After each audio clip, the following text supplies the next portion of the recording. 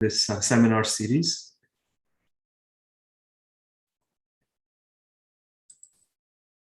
Okay. It is my great pleasure to inaugurate this seminar series today. We have a circus seminar series whereby we've invited distinguished speakers. Roughly every 2 weeks, there will be a seminar. And I hope all of you can join in this seminar series. I wish this year it would have been live, but we're still not there in terms of COVID. So this will all be on Zoom. But I'm very glad that we can still host it, and I'm glad to see the audience participation. We're very fortunate to have Professor Francesca Dominici inaugurate this series. And I'm going to hand this over to Hyla Bernstein, Program Administrator for Circus, to introduce her. Oh, and by the way, I'm Milind Tambe. I'm Director of the Circus Center. I wanted to introduce myself as well. Okay, over to Hyla. Thank you, Milind, and thank you everyone for joining us for our first fall seminar. We're delighted to welcome our first speaker, Professor Francesca Dominici. Dr. Dominici is the co-director of the Harvard Data Science Initiative and the Clarence James Gamble Professor of Biostatistics, Population and Data Science at the Harvard T.H. Chan School of Public Health. We are really glad to call her a friend of Circus, and she was scheduled to speak with us in person on March 30th, 2020. Her talk was titled, "Can Data Science Save the Environment?" We're really pleased to have her back 533 days later with a different talk today. I'm still curious about the answer to, can data science save the environment? Professor Dominici has described herself as a conductor of an orchestra, and her orchestra is an interdisciplinary group of scientists that work together to address questions in environmental health, climate change, and health policy. Among other honors, she's an elected member of the National Academy of Medicine and of the International Society of Mathematical Statistics. She's provided the scientific community and policymakers with comprehensive and compelling evidence on the adverse effects of air pollution, noise pollution, and climate change. Her studies have directly and routinely impacted air quality policy. And there are lots of great things that I could say, but I think in the interest of time, I'll turn it over with a couple of housekeeping notes. So please mute yourself for her presentation. And if you can save questions for the Q&A segment of this presentation, or feel free to enter them into the chat. And this presentation is being live streamed on YouTube. So if you would be more comfortable not having your face shown, feel free to turn your video off. And with that, Professor Dominici.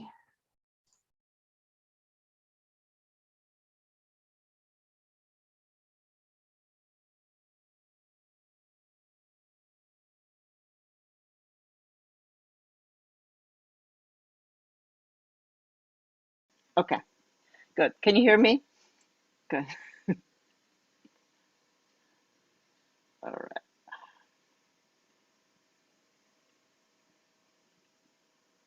Sorry, we do this a gazillion time and I still can manage now to just get confused. All right, here I am. So thank you very much for having me. Indeed, I'm a big fan of Circus, big fan of computer science and School of Engineering Applied Science, spending almost most of my time with my friend and partner in crime, David Parks, as we are both the co-director of the Harvard Data Science Initiative. So really, thank you for having me. It's really a pleasure to tell you the work I've been doing with my team, and I consider indeed myself doing a lot of research at the intersection of data science, computational science, and ultimately to impact society. So I will be providing kind of like a tour. I consider a tour of the research that I am doing with my wonderful colleagues. really with the intent of facilitate collaboration and exchange, because really this is what I care the most. So let me just to say for a moment that in my opinion, there is really no data science without really important data, and the importance of important data is that you can really lead to policy changes. So in the context of air pollution, and then I'll tell you more also in the context of climate change, we have, I will consider a very success story. Over the years, through the Clean Air Act, the Clean Air Act is a federal law that required the Environmental Protection Agency to review the national ambient air quality standard every few years. And if we have evidence that the level of air pollution are levels below the national ambient air quality standard are harmful to human health, it is mandated they need to reduce the level of air pollution. And so as you can see from this graph, on the left, you see the levels of air pollution in the air as they have been declining over time. And then you can see also, this is a photo of the skyline between, in Chicago, between the early 1990 and 2020. So basically, this is a perfect paradigm, which I will consider a success story. Of course, there are now, we'll see, unfortunately, also less success story as we're visioning right now the issue of wildfires. But, for a moment, stick with me in terms of saying that with this picture, you can see that if you get a ton of data, you do rigorous data science, you provide evidence, the evidence provide policy changes, lead to policy changes, and that leads to cleaner air. And that has been really the paradigm that I've been having for most of my career with my team. So we have been interested in asking the question whether the exposure to fine particulate matter below the national ambient air quality standard, which now set at 12 microgram per cubic meter, is associated with increase in mortality risk. And this is really important because if we provide the evidence, by definition, they have to lower the national ambient air quality standard, and therefore they're going to target the major sources of fine particulate matter. And now with the explosion of methods for machine learning and artificial intelligence, we also can provide with a high level of accuracy a characterization of what are the population that are higher risk than others. So I think when you're doing data science, to me, as I mentioned, there is no data science without data. And so really spending a tremendous amount of time, intellectual power, resources in building data platform is absolutely necessary, because without data, there is really not much you can do about it. So I've been very proud of the fact that we have built what I consider the largest ever data platform to study environmental impact on health. We have individual level information on the great majority of people in the United States older than 65. They are enrolled in the Medicare system. So this is around 67 million participants. We now actually have updated the data up to 2017 and buying more data for 2018. We can track individually date of death and the date and of any different types of cause-specific hospitalization. We have individual level information. Also the age, the entry into the cohort, sex, race, whether they're eligible for Medicaid, which is a proxy of lower socioeconomic status. And then we know the place of residence by zip code, and therefore we can augment this, what I call the dynamic cohort, by all information from census. So there is like a gigantic element in what we are doing, which is really important, which now, we call it data engineering. And by the way, I will end my talk by saying that we are expanding our team. I have several position opening, including the one for data engineering, because it's really important that you take data from different data sources and you harmonize, so then you can do really important data science on it. And so just to give you like a very high level overview of the research data platform, which by the way is dynamic, we tend to update the research data platform all the time. So with respect to health, as I mentioned, we have individual level information of anyone in the United States that is enrolled in the Medicare system. We know that the date they enter the Medicare, and we follow individually over time. For exposure, we have information on all of the major pollutants. We are now expanding it with respect of information to fracking sites, to power plants. Now we have information on wildfire smoke exposures. And so really anything that is in the part of the environment and that can be regulated, that's something that we are interested in tracking. And then we also gather information on confounders, which are all of the potential factors that might confound the relationship between exposure and health. And so mostly socioeconomic information from the census. One challenge that is really important for computation and actually machine learning is the fact that air pollution, although air pollution is monitored pretty well, this map shows you where we have daily levels of fine particulate matter in the United States from the Environmental Protection Agency.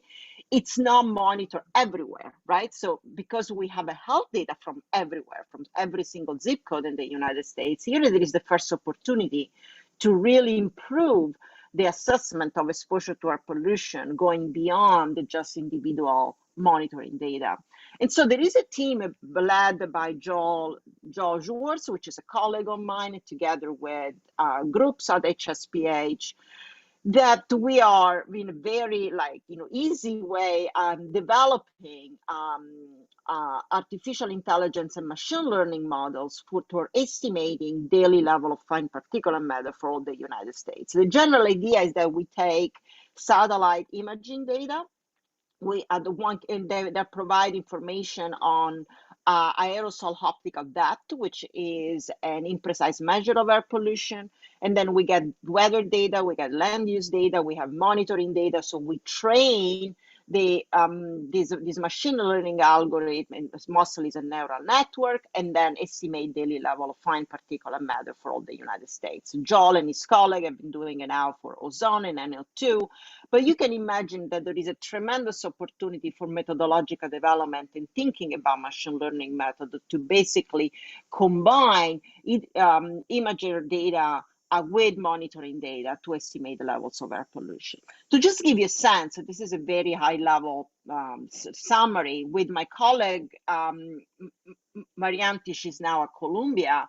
We have a large project, a large grant to really develop spatially weighted machine learning and ensemble learning to estimate these levels of pollution. And so this is like a list, for example, of existing both machine learning and atmospheric chemistry models that exist in terms of estimating all of these different pollutants. And so there is really, just to give you a sense, there is an enormous area of research in terms of how you take output from atmospheric chemistry as input for machine learning, and then estimating a different level of pollutants, a different level of geographic resolution, how you validate this model, how you quantify the uncertainty for this model. So we are being really, I think, at the forefront of this research, trying to do the best that we can. But this is really an area actually with people with expertise, more expertise in computer science, and can really provide a lot of information.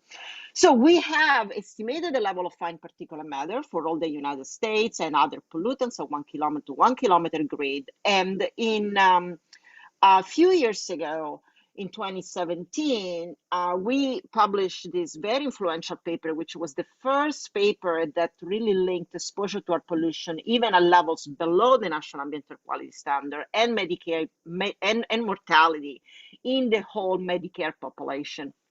You have to consider that this paper came up during the Trump administration, and so it was really probably, the most solid evidence that we had, the fact that levels of air pollution, even below the National Ambient Air Quality Standard, were harmful, and was received, as you can imagine, with a lot of scrutiny.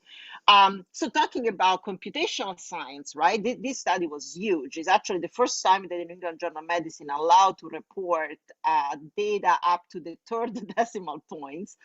We have, so for example, only for people that we have already 32 million individuals that we could study that were exposed at level of fine particulate matter below 12 microgram per cubic meter, right, with 11 million deaths. And because this is a longitudinal study, we have 247 million person years, 7 years of follow-up, and so on.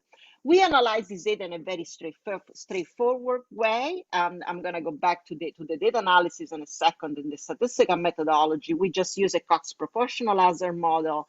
And what we found is that, this is centered on the horizontal line, that for 10 units increase in fine particulate matter, we have a 7.3% increase in all-cause mortality. What was really important and concerning is that the Afro-American population, the Black American, experience a much higher mortality risk, up to three times higher. Also, Hispanic and Asians have higher mortality risk, and also people that were eligible for Medicaid of a lower socioeconomic status. So when we published it, it seems like ages ago. It was a pre-pandemic, of course, had a tremendous amount of attention from the press, and together with attention from the press, also a lot of scrutiny from criticism in the oil industry and the Trump administration. One of the major concerns they had was the fact that we use a traditional regression model and we could not assess evidence of causality. As you all know, and if you are studying the field of causal inference, well, ideally, to assess causality, you would like to have a randomized trial, but in the context of environmental pollutants, you are stuck with observational study. So that was additional work that was led by former PhD student of mine, Zhao, who is now going to Stanford for a postdoctoral fellow, and Danielle Brown is a research scientist in my team.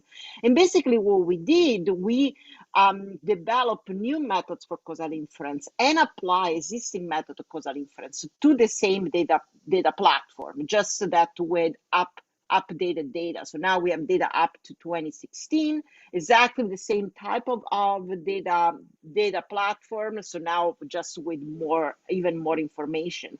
And so we now have, as I said, PM 2.5 for a daily level for 1 kilometer to 1 kilometer grid. We have confounders. And so basically the same data platform I showed you before, but now with data updated to 2016. And so we use now much more sophisticated statistical techniques. So we reanalyze the whole data, as I said, using traditional approaches, which is a Cox proportional hazard model, and a computationally efficient way, which is a Poisson regression approach. By the way, just as a parenthesis, if you're dealing with 570 million observation, feeding a Cox proportional hazard model is extremely computationally intensive. And so we develop an approximation. They use Poisson regression, and that provide very similar results, but it's much more computationally efficient. And then we develop new approaches for causal inference and apply existing approaches for causal inference that will allow to assess covariate balance and our ability to properly adjust for measure confounding. So we had the matching approaches, which is a new approach that we developed, and also an awaiting approaches and adjustment approaches. They use a generalized propensity score. And so all of these methods for causal inference require the estimation of a generalized propensity score, which is basically the probability of getting a continuous level of exposure conditional to all of your covariates. And now an important area also in computer science and in causal inference and at the intersection is how you model generalized propensity score. So in that work, which by the way, in the Science Advanced paper, all of the code is publicly available, we model the generalized propensity score using a gradient boosting machine, and as well as other approaches. The nice thing about using causal inference methodologies that allow you to assess covariant balance for each confounders, right? To really allow you to see the degree to which you have adjusted for measure confounding. So for example, in this particular study, you see that we want to get to for the match data set to allow an absolute correlation between any potential confounder and the exposure to be less than 0.1.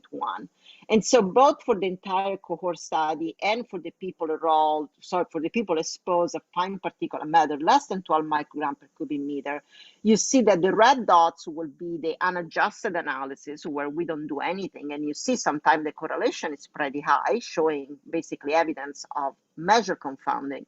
But then when we matched by the propensity score, weight by the generalized propensity score, these correlations are much, much lower. So that reassuring us that we're probably adjusting for measure confounding. And then we report the analysis, so estimating the percentage increase in mortality for 10 units increase for fine particulate matter.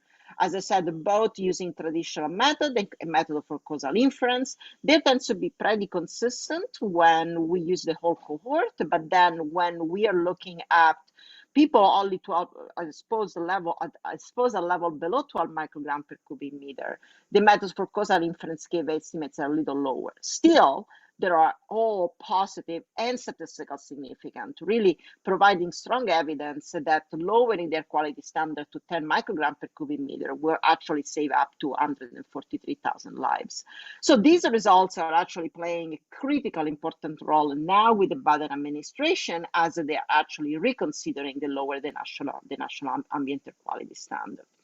One methodological topic that I wanted to talk about and dig a little bit deeper, because I think it's something that in everything in the context of social good and public health, we're also always interested in estimating very flexible exposure response curve. And this context, we are really interested in estimating the relationship between a PM 2.5 and a mortality rate that has a causal interpretation, right? So what it means is basically that at each change of PM 2.5, the change in the outcome can be basically considered a causal effect. And so there's been some really exciting work that it's co-led by Zhao Hu, which I mentioned, a former PhD student, and Boyu Rand, who is now a faculty member. And we have been developing a causal inference method for estimating as in a flexible way as possible exposure response function. And so Zhao has been, both of these papers are under review. The first one is hopefully under final review for General American Statistical Association. And the goal here is really to conduct exact matching as you are estimating an exposure response curve non-parametrically. The other really important work is also in collaboration with my colleague, Natesh Pillai, in the Department of Statistics, where actually we model an exposure response function using a Gaussian process. And we model into the Gaussian process the generalized propensity score so that we assume that two observations are highly correlated if they have a very similar Gaussian, very similar value of the generalized propensity score. I'm not going to go into all of the mathematical and computational details of these two papers. Both are available on arXiv. Both have a code. And if you are interested in this research, please drop me an email and we will be happy to tell you more as well as collaborate. So I'm just going to quickly skip a little bit of the more mathematical details, but I want to show that basically we were able to implement all of these approaches up to estimating an exposure response curve for 570 million observation, quantify correctly the uncertainty throughout the exposure response function. And you see here that you find evidence of a linear relationship even at level of PM 2.5 below 12 microgram per cubic meter. And so again, providing strong evidence that we should reduce the standard. And the nice thing again about estimating this exposure response curve, that you can actually, by doing exact matching or by modeling this exposure response function using a Gaussian process that will allow matching with the generalized propensity score, we really break the correlation between any potential confounders and PM 2.5. And so really under assumption, of course, potentially saying that this exposure response function has a causal interpretation. So that's what, the main conclusion of both of the two methodological papers, especially in the context of modeling an exposure response function using a Gaussian process. There is a computational efficient solution, and also is a full Bayesian. So then it really allows us to quantify the uncertainty along, the entire shape of the exposure response function. So papers are available as well as the GitHub repo. So the other topic I want to talk about, and this is why I just give you like a general high level tour of the things that we have been interested to do in the last year, is as soon as the pandemic hit, it became clear to me and my colleagues that potentially air pollution could have an important role in worsening the COVID-19. And so because we did have the expertise and the data, we immediately took interest in trying to assess the degree to which long-term exposure to fine particulate matter could make the COVID-19 worse. So this was, again, work led by Zhao and Rachel Nethery, which is an assistant professor in the Department of Biostatistics. And we really came up with the first ever national study linking exposure to air pollution to coronavirus, that rate. It's a paper in Science Advance, again, with all of the code and data actually also available, so you can play with. Clearly, one of the major concern of this paper, but we couldn't do anything about it, is that it is indeed an ecological regression analysis. So basically, we try to regress COVID-19 mortality rate that are available by county with levels of air pollution adjusted for all kinds of covariates. And one of the problems, which I think is still the case, is that we don't have individual level information on COVID-19 cases on that, so on a national case, or on a national base. There are now exceptions. But, that time, now is amazing. Like, it feels like this was ages ago because we published the paper last year. It really, county level data was only the one that was available. Still, though, had a huge impact because we were able to show there was a relationship between long-term exposure to fine particulate matter and increased mortality rate for COVID-19. And at the point that this year, thanks also to this study, as it was cited, you see that the Environmental Protection Agency under the Biden administration is reviewing the health standard for fine particulate matter. And so you can see in their press release is adding that in addition, a number of recent studies have examined the relationship between COVID-19 and air pollutants, including PM and potential health implication. And so you can see that sometimes, jumping on really important societal question and having the data and the computational tool could have a really important impact in society. The last thing that we did, extremely exciting, extremely impactful, and really with very good, I would say, result and impact on society, was that we got involved and decided to lead the first study also of a connection between COVID-19 and wildfires. It was a report on the New York Times only, I think, 2 weeks ago, again, published in Science Advance. This is the paper, and again, all of the data are available and code is available. Also really happy to report that this is a paper joined with your school, the School of Engineering Applied Sciences, a collaboration with Loretta Mickley, as well as our student, Mia Kane and Tia Liu. The two lead author of the study is Xiaodan Zhu, which actually is a data scientist at Esri, an environmental science research institute, together with Kevin Josie, which is a postdoctoral fellow in my lab, and Matthew Cooper, who is a Harvard Data Science Initiative postdoctoral fellow. So this was something also I got really interested as I was hearing about these horrible wildfires. And so what we did is, so that's what I mentioned with the two co-lead authors. So basically we immediately start to gather important data. So first of all, this is like looking at the period of last year where we look at data from March to December 2020. We have data on PM 2.5 with the Loretta Mickley team. We were able to get the daily smoke density. We have the daily COVID-19 cases and deaths. So we have temperature, county population, and also got data from Facebook to try to understand mobility data. All public available data sources we linked and harmonized and are available on our GitHub. So this is just to give you a sense of the data, right? I'm always very interested in looking at the data first. So look, for example, at Los Angeles County. These blue dots are the daily level of fine particulate matter of last year in 2020. And on orange, we identified the day there were wildfire days, right? And you see how this level of fine particulate matter get really, really high, right? And then these are the daily number of COVID-19 cases in California, Los Angeles, and these are the daily number of deaths. So we got this information plus other information for all of the counties in California, Oregon, and Washington, as they were the ones that were affected by the wildfires here last year. Also, we have a data visualization that you can find on the paper where there is actually a platform where you can identify the different counties where the wildfires occur and what were the effect. So one of the first challenges that we had is that we want to do a counterfactual and actually causal inference analysis to identify the level of fine particulate matter that were attributable to the wildfire days.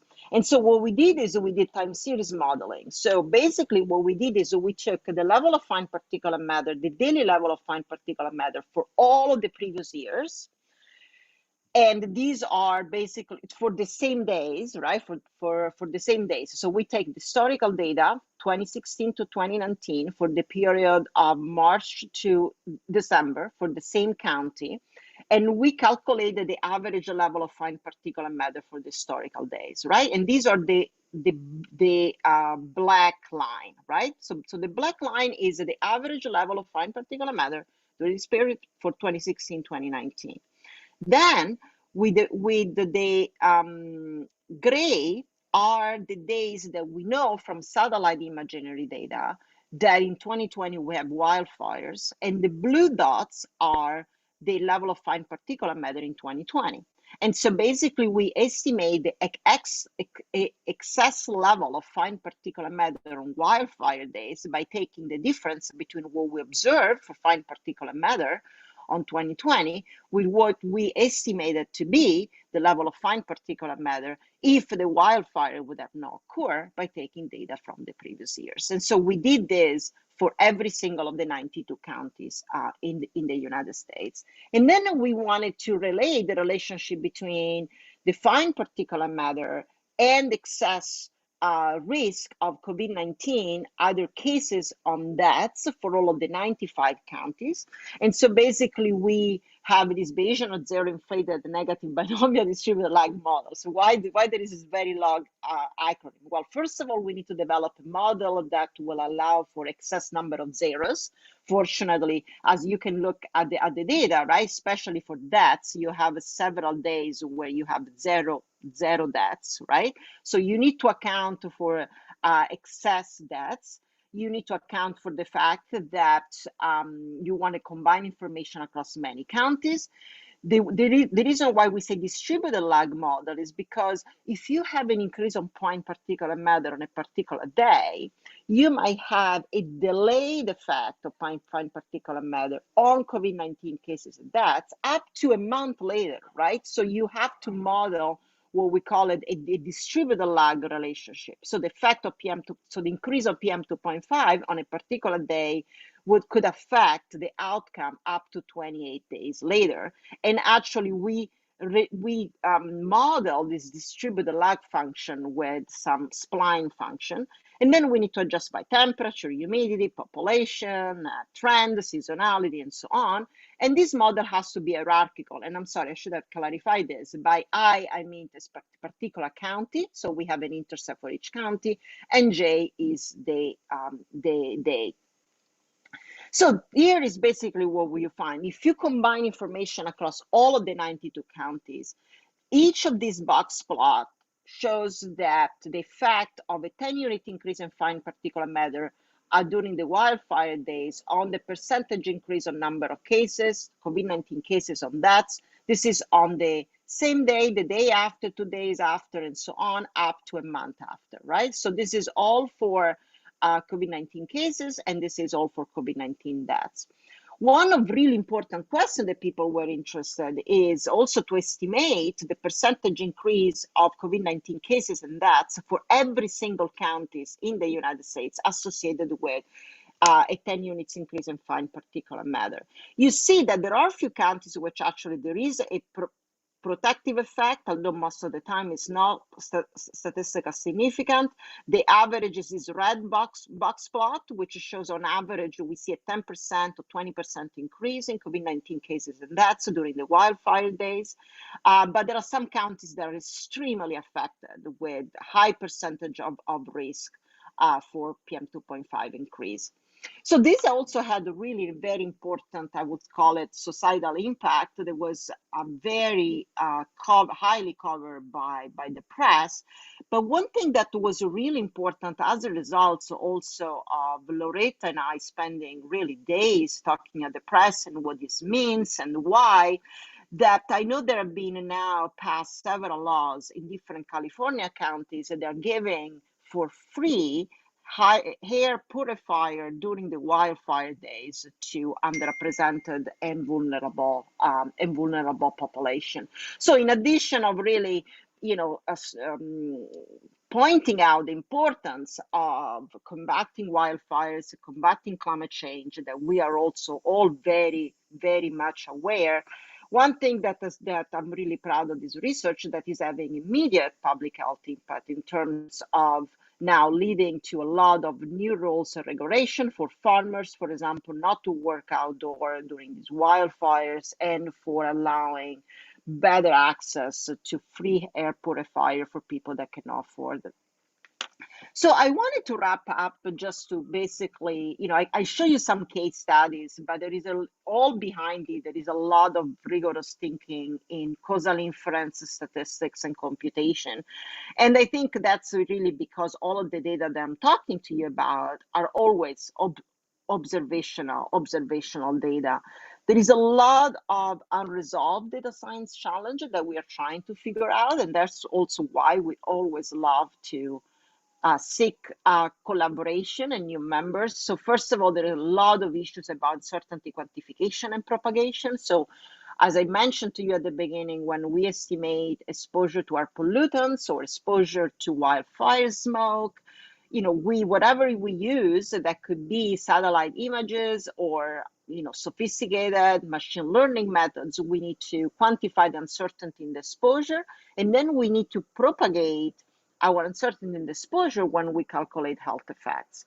I just scratched the surface about several of the new methodological advancements that we are developing in the context of causal inference.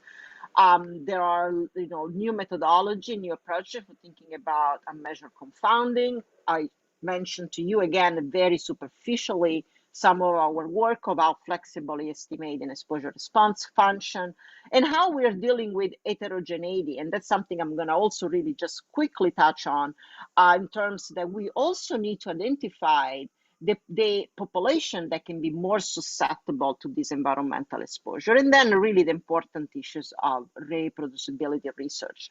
So again, just in terms of getting a sense, and again, a very high level sense of the work that we are doing, really in terms of computer science, causal inference, and statistics. There have been work, for example, published in JASA by Rachel Nethery, really thinking about using causal inference and machine learning to evaluate environmental regulation. We are also trying to model very high dimensional outcomes. We remember that we have all of the possible causes of hospitalization. And so there's been work by former PhD student of mine, which actually really tried to identify the cause of hospitalization that are most likely to occur due to environmental exposure. And then I mentioned you some of the work on the generalized propensity score.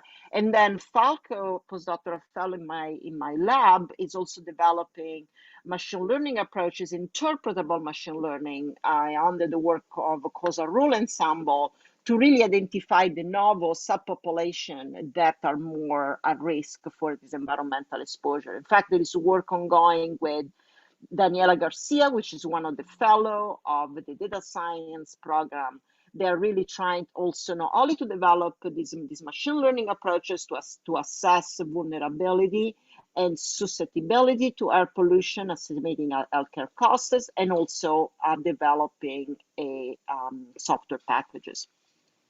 I wanted to conclude that everything we do is really important to do in the context of a reproducible workflow. We are really blessed that we have Naeem Koshinis, which is a PhD level software engineer as part of our team. He actually sits in the research computing at FAS, but is really fully dedicated in our team to really improve the reproducible pipeline. And so finally, I mean, clearly I scratch the surface, and by no means I do all of this work by myself. I am absolutely delighted that we have now a very nice consortium. We have APIs from other institutions that are contributing data, fundings, ideas to basically assess health impact of climate change and environmental health. There is now, I think, silver lining of the pandemic, that we have been developed a very efficient way of working together across different institutions, with now, several postdoctoral fellow student, master student, and undergraduate. I'm just, showing you some of the photo that are really from many of the team, and a very diverse team. So for example, I see Kayla Nelson work on our team. She was a student of the Master in Data Science, and many more. And finally, we are hiring for a data engineer, software engineer, postdoctoral fellows, master level data scientists. If you are interested in working with us, have any of the skill, and you're really unsure if you fit, just feel free to drop me an email. I always finish my talk with my two female Labradors and a joke about them. Yes, they are major contributor of greenhouse gases, and even though if they don't know if I know this, I definitely know this. So some references, and thank you very much for your attention, and I'm delighted. Please to ask me any question.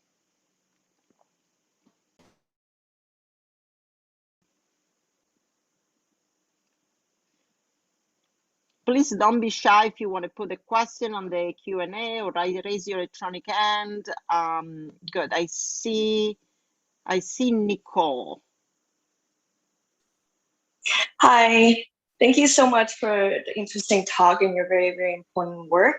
I'm currently a research fellow at the RAC Lab at Stanford University. I also work with the EPA, but on the Clean Water Act policy type of questions. I have many, many questions. Your research is so fascinating. One on top of my head is, I'm curious to hear whether you're also considering the impact of air quality on more long-term chronic illness, because I could imagine the impact of air quality is actually pretty long-term. There are people who have chronic asthma that are constantly being impacted by it. So I'm wondering if there's any ongoing work on that front. Would be really curious to hear more about that. Yeah, no, we're doing a ton of work on that. So actually, when I talked about mortality, when I started the talking about the long-term, these were long-term effect on mortality. But also we have a large research group and funding to do studies on long-term exposure of fine particulate matter on neurological disease and Alzheimer's disease and dementia and Parkinson. This is a really exciting project with a lot of the clinicians also from MGH and from the Brigham Women Hospital. And so there is already preliminary evidence that exposure to fine particulate matter can impact cognitive function. So that's something that we are working, as well as modeling this processing, because when you're thinking about neurological aggravation, you need to model actually repeated hospitalization. And so there are a lot of methodological challenges in the area. So yes, there is, I would say that actually great majority of the scientific question of the lab are more focusing on the long term, both on neurological disorders, respiratory disorders, and cardiovascular, with all of the challenge and the computational and methodological challenges that are associated with. Thank you for question. So I see Salil. Hi, Francesca. Thanks. It's really inspiring to see such high impact work. You mentioned, I guess it highlighted a couple of times in the talk about, making use of all publicly available data. And maybe I think at one point you indicated that some of the kinds of causal analyses you wanted to do would have been methodologically easier if you had more fine-grained, say, individual level data or something like that. And so I'm curious how you think about presumably that data is harder to get because of privacy and other constraints, and how you think about the trade-offs in which data sources to use, and the trade-off between the ease of getting the data and the value it would provide for the kind of an analysis you want to do, and what sorts of things could be done to sort of improve that trade-off. Yeah, no, this is a really important question, and indeed, like, as you know, like trying to study this trade-off is per se really, a really important topic. So a few things. So the Medicare claims file our individual level, and so we buy these files and we spend tremendous amount of money in buying them because they are at the individual level and they're individually linked. One of the problems, though, is that when you want to do causal inference, they don't have a very extensive information on individual level risk factor, right? These files don't have smoking, don't have how much alcohol you drink. And so a big area of research that we have been developing for a long time is, so what we do, we augment these files with the zip code level of census variables, right, that are at the aggregated level. And so the question then becomes, well, so let's say the simple example, right? If how much difference your analysis will make in causal inference if you're using individual level smoking versus you're using the percentage of smoker in that zip code, right? And so we have been, for example, what we have done is that there is a subset of the survey, which is called the Medicare Core and Beneficiary Surveys, where they call people by phone. And so we have smoking information, individual level smoking information for a subset of the population, right? So how you basically take individual level information, which are with more privacy concern, as a subset to see how, substituting individual level data with aggregated level data, what type of bias does it provide? And the other example, that was referring to COVID-19 data. And we were creamed when we published the first study, which now, I'm happy to say that even though now they have done it with individual level data, they found exactly the same results because we were using aggregated level information. And with COVID-19, this is a frustration of many of the scientists that really still now, which you think is just, doesn't make sense, we don't have a national database with individual level information of COVID. So there is only aggregated level information. So that means that you can only run what we call the ecological regression, right? So you can only look at whether area level variable, predict area level aggregate. And there is a research topic, which actually I'm really happy to say that is led by a senior at Harvard College. She's done fantastic work. Her name is Sophia Woodward. What we have been doing, we have been taking stratified data on COVID-19 mortality to overcome some of the issues of ecological bias regression. So there is a lot of really interesting research where you don't have all of the individual level data that you wish you had, whether you have it for a small subset or you have it aggregated at a different level, how you basically use the information to lead to the level of scientific rigor that you hope to get, right? having lack of access to individual data. So that's something that we're also really interested and really working hard on it. Great, thanks, Francesca.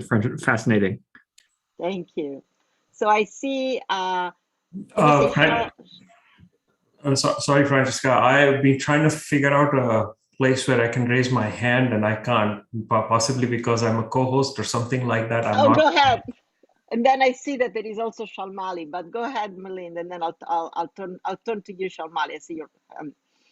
Sorry, Shalmali. I'll go ahead and. So thank you. First of all, just thank you for a very inspiring presentation. What a great start to our seminar series. Thank you.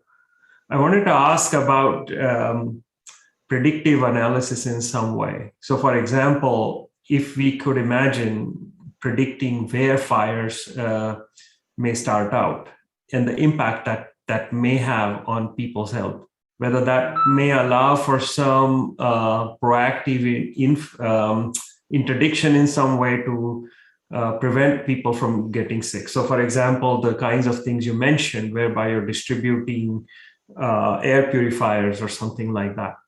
But if we could know in advance where fires are going to start, if we could predict that, then those distributions can happen in a more targeted fashion. Especially, it might be useful. So I wonder if those sorts of things are interesting, where you kind of put together a pipeline based on a prediction first, followed by what your study shows, in order to do more targeted interventions. Yeah, no, totally. That's exactly. And so there is, this is why my goal for today, and it seems I'm achieving, is just to give you like the high level tour, because there are so many exciting things to do, right? So Melinda, for example, will be really phenomenal. This is really work with Loretta Mickley and Daniel Jacob. They're experts on the topic. And so we actually, back a few years ago with Loretta, we published work that allow you to predict when the wildfire occurs, as well as how many wildfires and their intensity under different climate change intervention. So actually you can do the entire pipeline. You can say, which I think will be extremely valuable for policymakers, right? So if we implemented this intervention, like deforestation, cutting greenhouse gases by X%, whatever, right? Now we have this machine learning model that will tell you how we're gonna reduce the wildfires and how many lives we're gonna save and who will be protected the most or protected the less, right? So we have, in a certain way, like, the principle and the expertise, and that actually will be really fun and interesting to really think about, Loretta's and Daniel Jacob group with your group, with my group, to really think about all of this. And then also the other thing I didn't have time to talk about was really these machine learning approaches to identify who is more susceptible and who is less susceptible. So then, as you say, when we want to do the intervention, we know, for example, that you can say people in Butte, California, they are, in this locality, they're doing this type of occupation, they have a pre-existing condition of, cardiovascular disease. These are the people that we need to spend most of the resources, right? So there is a really huge potential to do more. And, with the study of COVID and wildfires, again, it was just really, scratching the surface. So it would be really exciting to do something like that. Shamari, thank you.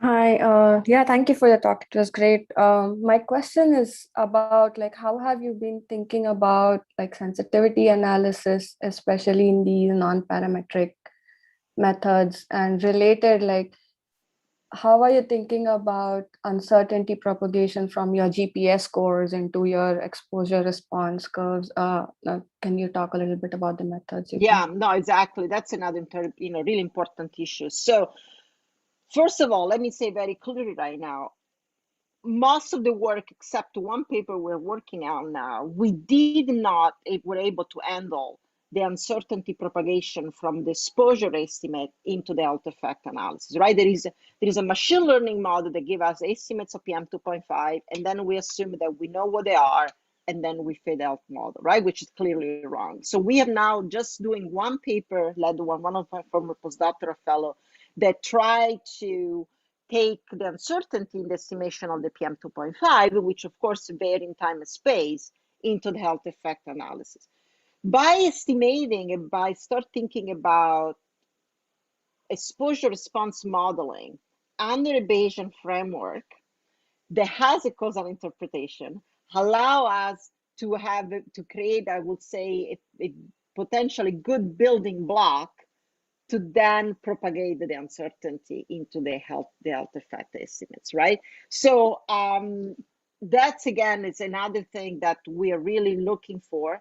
And then, yes, I mean, we have done sensitivity analysis, for example, with respect to unmeasured confounding bias, and there is, you know, the nice paradigm by Paul Rosenbaum, where basically you are able to estimate lower and upper bound of your causal effect estimates under different scenarios of how much this unmeasured confounding bias is going to be. And then, you know, sensitivity analysis with respect to really anything that you can imagine for, including, you know, different choices about how you estimate the health effects, right? So, you know, the Cox model, Poisson model, causal inference analysis, non-causal inference analysis, matching, you know, different ways as how you strict you are in the matching. And these analyses, when they are trying to make impact and change law, right, the level of scrutiny is just